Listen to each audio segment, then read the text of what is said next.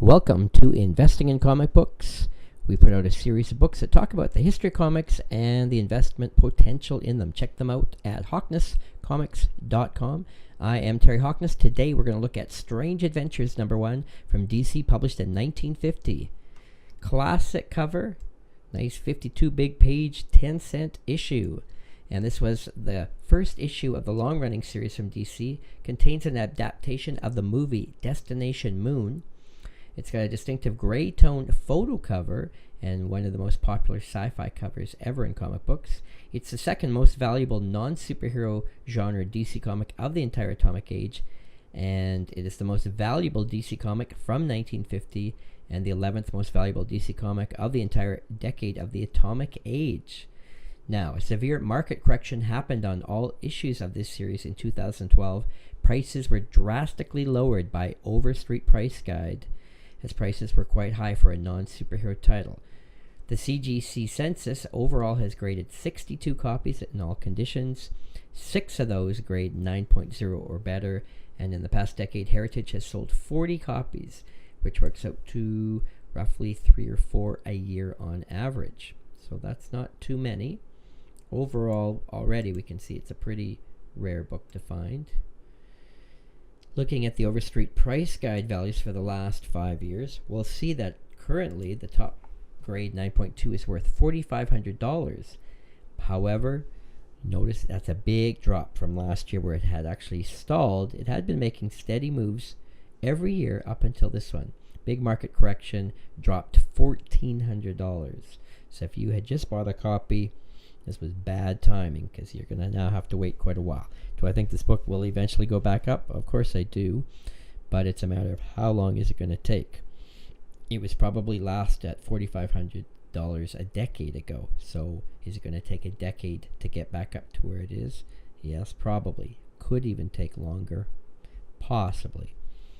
So, with the big price drop this year, you'll notice that affected all grades. And so, if we don't include 2012, what do we see? Well, in the 9.0, it had been moving up decently, but had also fallen in 2011. So you're going to see that in 2010, the 8 had started to drop. So 2009 seems to be the last strong year for this book in the low grades. And then it pretty well stalled, and then the last 2 years in a row, it has fallen. Could this book fall even further? Yes, it could. And that does sometimes happen. Is it going to fall forever? No, definitely not. This is a rare book. It's in demand. Unfortunately, the price just got a little bit ahead of itself. The hype of the popularity of this book has just driven the price up a little fast, and now there's hesitancy for collectors to keep paying above guide prices. Let's look at Heritage sales. Their best sale ever is for a 9.2 Davis Crippen D copy. And that copy has actually been sold twice through Heritage, and in 2006 and 2008. Luckily, the investor in 2006 actually made a little bit of money on it in 2008 when it sold for $5,300, which at that time was about guide. And the copy that he bought the 2 years earlier, he had actually got for under guide. And looking at other copies, we see some 9.0s had sold almost a decade ago. And at that time, again, for about guide. So this book has not ever been bringing above guide prices. Basically, guide prices roughly on the mark or a little bit less. And that, again, is why it's affected the market. Notice that the best sales of this book have all been over 5 years ago. We do have a 2009 sale here, though, for $2,600.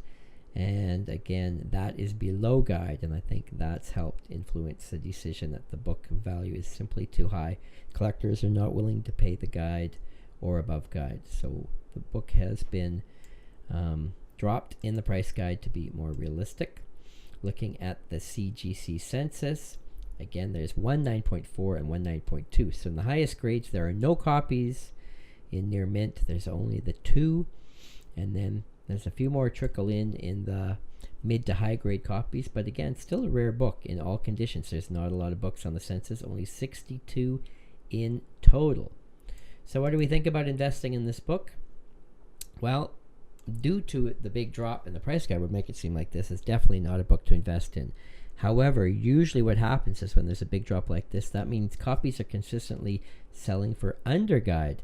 This could actually be an opportunity to get the book even cheaper. So if it guides for $4,500, it's potential that you could find a copy for $3,500 if any come on the market. And again, if you're buying for long term, this could be a great opportunity.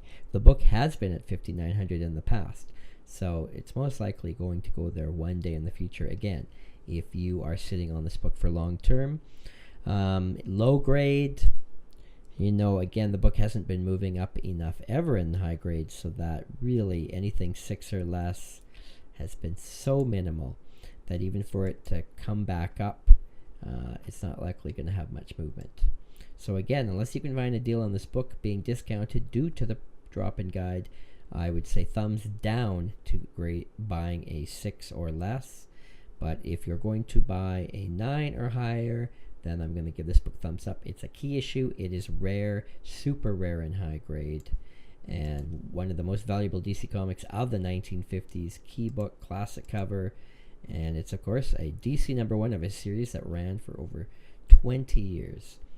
So there you go, Strange Adventures #1. If you'd like to learn about this or thousands more comics from the gold, silver, bronze ages, we have them all covered in our series of books called Investing in Comic Books at our website, hawknescomics.com, where you'll learn quickly where you should invest your money, and you'll learn a lot about these books as you go.